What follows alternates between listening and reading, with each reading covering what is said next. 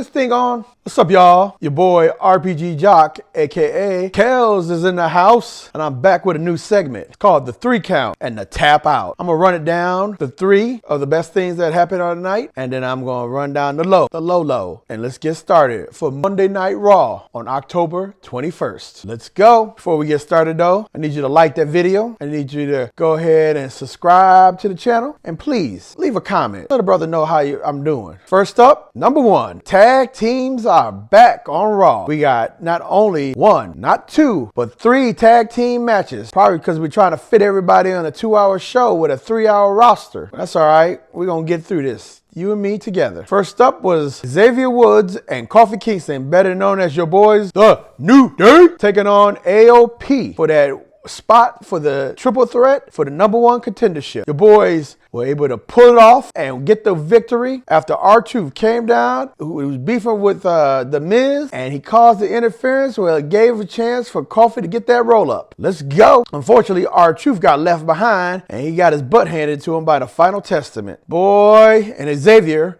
being in charge of the team right now, decided that it wasn't worth his time to go save R-Truth and left your boy. Boy, he's wild, and I tell you, I'm actually kind of curious to see what a full heel Xavier looks like. Does that mean he's still gonna do up, down, down? Cause I ain't gonna watch no heel if he's acting an ass on video like that. Just saying. But lucky for your boy R-Truth, the Wyatt Six appeared, and they beat Final Testament and had them running like scalded dogs. It looks like Uncle Howdy is putting in overtime finally. At least Karrion Kross finally gets something to play with. That man's been walking around acting like he ain't got nothing to do. Now he's got Uncle Howdy to do. And he must. The second qualifying match for the night was the LWO, that's Mysterio and Dragon Lee, taking on American Made. Now, I wonder if WWE realizes it's an election year. You gonna put 2 Mexican wrestlers and put them against a bunch of white boys? Oh boy, you know, fair-skinned the IWC fans had a fit over this one because your boys LWO went over after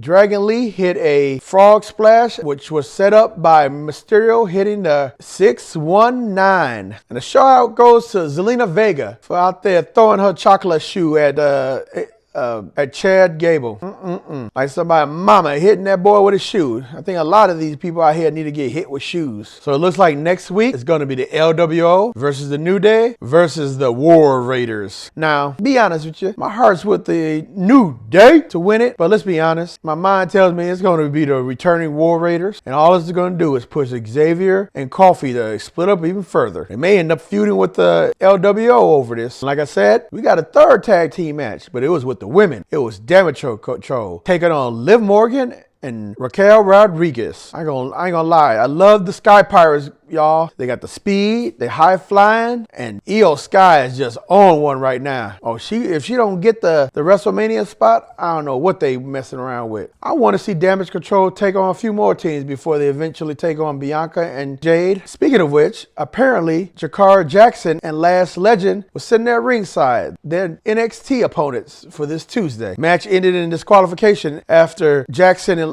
Legend got and interfered. Liv and Raquel got back in the ring, about to square up with the Meta 2. You heard Rhea Ripley music hit, and the sisters were like, bye girl, and hit the bricks as Rhea came in and cleared house. You think that Liv and Raquel would have had that 2-1 advantage, but not for Rhea apparently. She's still wrecking house. In fact, it turned into a 3-on-1, and even Dom got it. Man, I guess Rhea is going to just be wrecking house until something happens. What's the sense of a heater if you ain't going to be able to, and she ain't going to be able to take them down? It looks like this crown jewel match is going to be a hot mess with Liv Morgan taking on Nia Jax. I mean, you're going to have interference from both sides, both from Raw and SmackDown. Everybody going to get involved. Number 2, at the beginning of the show, Seth attacked Big Bronson Reed as he was walking through the door, and this just kept happening all night. They battled in the ring where Bronson Reed set up Seth Rollins on the table to go and give him a tsunami and missed. This had to have been the first time the announcer's table got destroyed at the beginning of the show versus the end. This happened a couple more times until finally the 3rd time, Adam Pearce was like, you know what?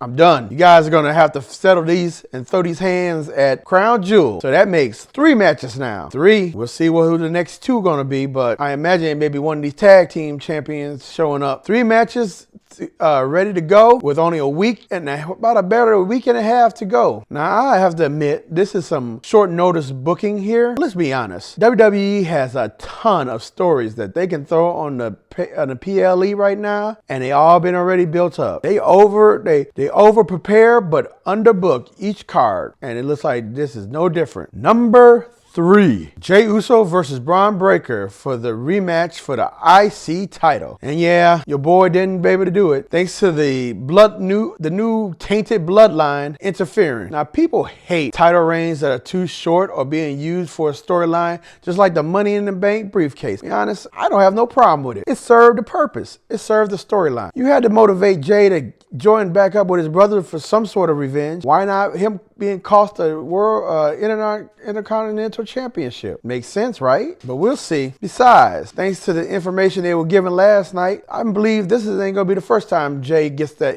IC title. And at the very least, he had it just as many times as his daddy did. So if Papa Rikishi come at you, Jey, just let him know. You ain't do no better, Dad. You ain't do no better. Now, she say that the way it went down last night with the new bloodline is that this is further tensions and maybe a breakup between Jacob and Solo. I don't think so. If anything we have learned, things cook slowly in the Triple H era. So don't expect any turn and Solo joining the OG bloodline anytime soon. Just gonna put that out there. So that we got 3 almost all together of the OG bloodline. I wonder who's gonna be the 4th one. I don't know. Maybe somebody out there feeling Usi. Maybe. And now, time for the tap out. And then this night's tap out is Lillian Garcia. Now, don't get me wrong, I like Lily. And it's not because she botched a couple of lines and didn't get everybody right and made a few mistakes. Hell, I'm making mistakes in this video probably. No, what I'm concerned about is the fact that Lillian Garcia had to do it. That means because Samantha Irving has officially stepped down, not from only Raw, but from the WWE. Man, I ain't gonna lie. She's a generational announcer, if you could believe it or not. She made the Raw and the PLEs fun hearing her announce these guys, the entrances and calling the wins. We're gonna miss her, but hopefully we'll see her soon. And I imagine now that she's not with the WWE, she may start posting them pics again. So y'all really won't be able to miss her glazing and gooning over her photos on Instagram and X. But that's where I tap out from this video. Again, if you can help me out by liking, subscribing, and commenting on this, I really appreciate it. I'm out!